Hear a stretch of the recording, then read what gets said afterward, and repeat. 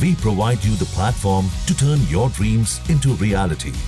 Give wings to your aspirations with KR Mangalam University.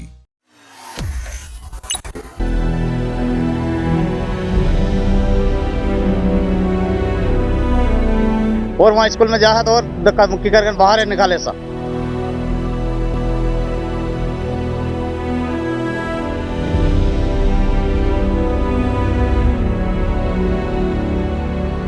इस चिता की लपटों में एक साथ जल रहे हैं दो मासूम, एक बहन और दूसरा भाई। मीना और कहना की अर्थी भी एक थी और चिता भी एक। जिन मासूमों ने पूरी जिंदगी एक साथ गुजारने के सपने देखे थे, आज वो बच्चे एक साथ आग की लपटों में जल रहे हैं। इनकी उम्र ही क्या थी, इनका कसूर क्या था, इनका दोष क्या था? ये तो सिर्फ स्कूल में पढ़ने गए थे, लेकिन इन्हें क्या पता था कि जिस स्कूल में ये भाई बहन अपने माता पिता का नाम रोशन करने के लिए पढ़ने जा रहे हैं, उसी स्कूल की वजह से उनके परिवार के चिराग हमेशा हमेशा के लिए बुझ जाएंगे। ये माता पिता बिलख बिलख कर रो रहे हैं। ये इतने बेबस हैं कि अपने मासूमों के लिए दो चिताओं की लकड़ी भी ना जुटा सके। बच्चों की अंतिम विदाई के लिए एक ही अर्थी सजाई गई और एक ही चिता पर दोनों का अंतिम संस्कार कर दिया गया। ये माता पिता कोस रहे हैं उस मजबूरी को, उस गरीबी को, जिसकी वजह से इन्हें अपने मासूमों को जर्जर स्कूल में पढ़ने के लिए भेजना पड़ा, और वही स्कूल इनके बच्चों के लिए मौत का काल बन गया। जिस स्कूल के नीचे ये बैठकर पढ़ रहे थे, उसी की छत इनके ऊपर आ गिरी और ये हमेशा हमेशा के लिए मौत की नींद सो गए। परिजन अपने बच्चों को अंतिम विदाई देने के लिए इकट्ठा हुए। गांव के गलियों में चीखें सुनाई पड़ रही थी। हर कोई बिलख बिलख कर रो रहा था। अंतिम यात्रा में ग्रामीणों के साथ पुलिस के जवान भी शामिल हुए। वहीं इन बच्चों की अर्थी को सजाया गया था। उसके बाद अंतिम संस्कार के लिए ले जाया गया। परिजनों ने अब इन बच्चों के लिए इंसाफ की मांग की है।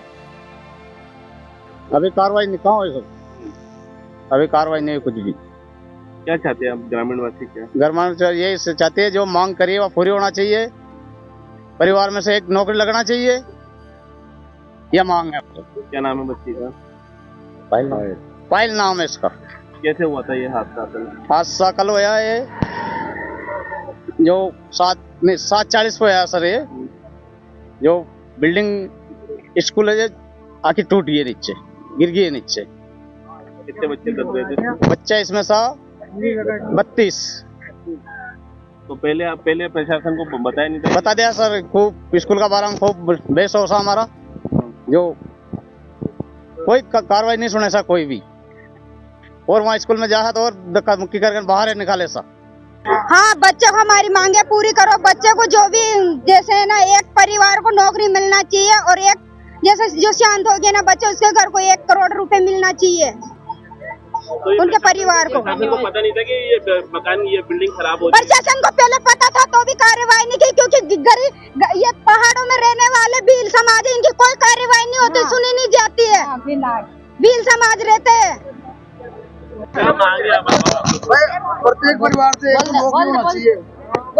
हमारे एक 14 साल की एक बच्ची प्रिया नाम की एक हमारी बहन है, भतीजे सी, वो भी उसमें दब चुकी और वो शांत हो चुकी। और प्रत्येक बच्चे को जो खत्म हो गया उनको 1-1 करोड़ रुपए मिलना चाहिए, और जिस एक नौकरी भी मिलना चाहिए उनके घर परिवार में, उनके भाई बहन को। और दूसरी बात, उनके जो बच्चे घायल है उनको भी पैसा 1-1 लाख 50-50 हजार रुपया, लाख जो सरकार की देना चाहिए। और पूरा परिवार और स्कूल भी अच्छी तरह दूसरी जगह न बनना चाहिए, और हमारी मांगे पूरी करना चाहिए। अब जहां एक तरफ इस हादसे के बाद परिजन बच्चों के इंसाफ की मांग कर रहे हैं, तो वहीं दूसरी तरफ इस हादसे ने सरकार और प्रशासन पर कई सवाल खड़े कर दिए कि आखिर क्यों इस जर्जर स्कूल को चलाने की अनुमति दी गई। क्या 7 बच्चों की मौत के लिए सरकार जिम्मेदार है? अब शिक्षा मंत्री तो लगातार इस हादसे पर दुख जता रहे हैं, लेकिन सवाल है कि क्या इन मासूमों की जान वापस आ पाएगी और सरकार इन मासूमों के लिए क्या इंसाफ करेगी? देखो, क्योंकि शिक्षा मंत्री तो मैं ही हूँ, दूसरा तो कोई है नहीं, तो जिम्मेदारी तो मुझे ही लेनी पड़ेगी। किसी के ऊपर मैं आरोप प्रत्यारोप करूँ वो ठीक नहीं है। फिर भी इस प्रकरण की निष्पक्ष जांच करवा रहे हैं। और जो दोषी होगा उसके खिलाफ कार्रवाई करेंगे। अभी हमने प्रारंभिक तौर पर निलंबन किया है और उसके जांच करवा रहे हैं। ये जरूरी नहीं निलंबन का मतलब कि दोषी हों, परंतु प्रथम दृष्टया ऐसा लगा कि इनको जिस प्रकार से उस बच्ची ने कहा कि कंकर गिर रहे थे, हमने इनको सूचना दी तो इन्होंने हमारी बात को सुना नहीं, नाश्ता करते रहे। तो ये सारी बातों को देख करके लगा कि प्रथम दृष्टया है। फिर भी हम इसकी निष्पक्ष जांच करा रहे हैं। यदि दोषी होगा तो कड़ी सजा मिलेगी विधि सम्मत। क्या स्कूल जर्जर अवस्था में थी, ये पहले से जानकारी दी गई थी?